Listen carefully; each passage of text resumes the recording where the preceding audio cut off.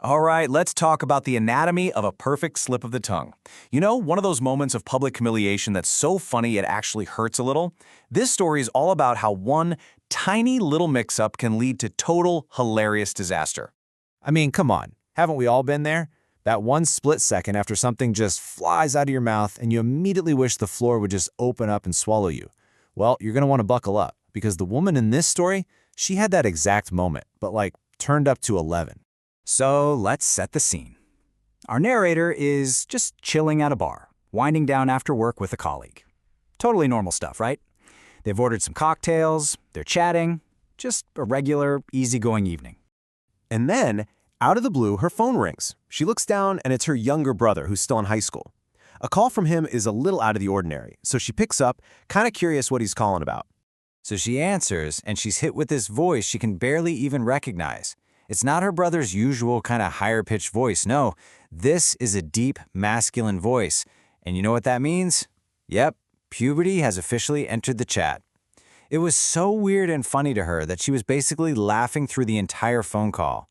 So in Korean, there's a specific term for this, Byeon-seong-gi. It's that, well, you know, that awkward but also kind of hilarious phase when a boy's voice starts cracking and getting deeper. So for her, hearing her little brother suddenly sound like a full-grown man was just, it was wild. She hangs up the phone, still kind of giggling to herself, and of course her friend, who's been sitting there listening to this whole thing, is curious. She's like, who on earth was that? What was so funny? And right at this very second, like perfect timing, the universe decides to throw a wrench in the works. Their cocktails arrive, and they're being delivered by a staff member who happens to be, well, distractingly handsome. All of a sudden, our narrator's brain is completely short-circuiting. Oh, for sure. This is the exact moment you want to be super cool, witty, and totally put together. But now her brain is trying to do two things at once. One, answer her friend's question, and two, try really, really hard not to sound like a complete weirdo in front of this handsome guy.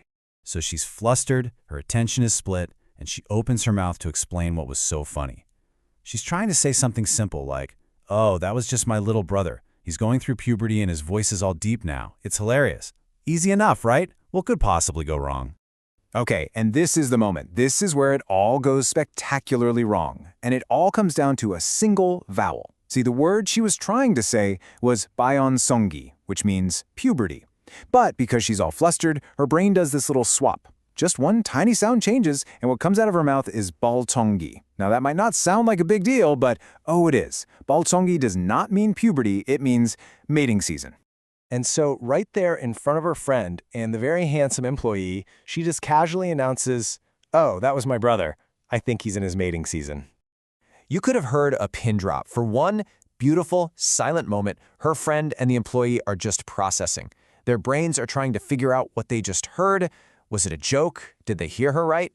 And then the dam breaks. Her friend just lets out this shriek of laughter so loud and so intense that she literally, actually, falls out of her chair. We're talking on the floor, can't breathe, tears streaming down her face kind of laughter. She completely lost it. And the poor employee, oh my gosh, he's just standing there holding this tray of cocktails and his hands just start to shake.